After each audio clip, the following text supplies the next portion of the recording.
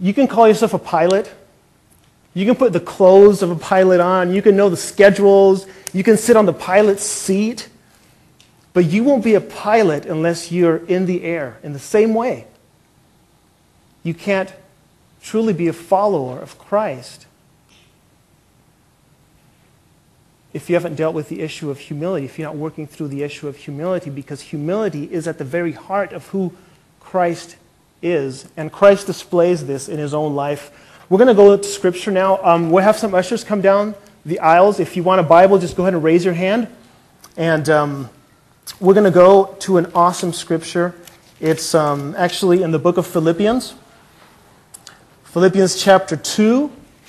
If you're in Ephesians, you're almost there. If you're on Colossians, you've gone too far.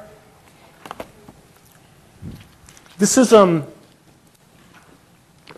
letter that Paul wrote, and Paul was actually the first missionary ever, and he wrote most of the New Testament, and he started a bunch of churches in different places, and this letter that he writes here is directed to one of these churches. So let's go ahead and go into Philippians. It's Philippians chapter 2, starting in verse 3. Philippians 2, verse 3. It says, Do nothing out of selfish ambition or vain conceit. Do nothing out of selfish ambition or vain conceit. How do I do nothing? Not thinking of myself. I do most things thinking about myself. And then it says, But in humility, consider others better than yourselves. Then verse 4 says, Each of you should look not only to your own interests, but also to the interests of others. Wow, that's tough. In fact, it says in verse 5, Your attitude should be the same as the attitude of Jesus. The same. You've got to be kidding. I mean, talk about aiming high, you know. Your attitude should be the same as Oprah, not the same as the pastor, not the same as, you know, any figure that we look up to. He aims high. He says it should be the same as Jesus Christ.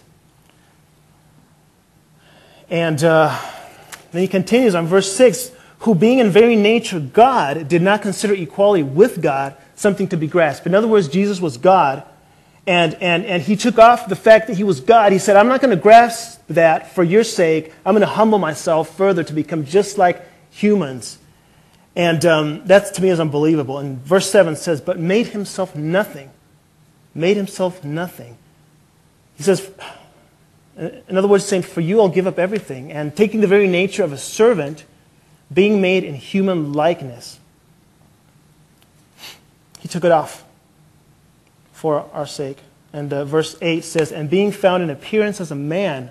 You know, others saw him, he's just a regular guy, just like any of us. He humbled himself and became obedient to death, even death on a cross. Not only did he humble himself, but he did it to his very death. I think that Paul is saying to you, I think he's saying to me, he's saying, get over yourself. When I'm saying, okay, man, I don't know, I've been thinking about you know, maybe I'm gonna share my faith with this person, but you know what? I just don't want to inconvenience him. I don't want him to think that I'm pushing it too much. Get over yourself. Do it. That's what I believe Scripture's saying. Hey, I've been thinking about maybe I should give a significant gift to someone. You know, I was thinking about $100 maybe to give to people, you know, to this person that's going on a missions trip. But you know what? I don't know if I can really do without Starbucks for, you know, a month or whatever. You get over yourself and do it.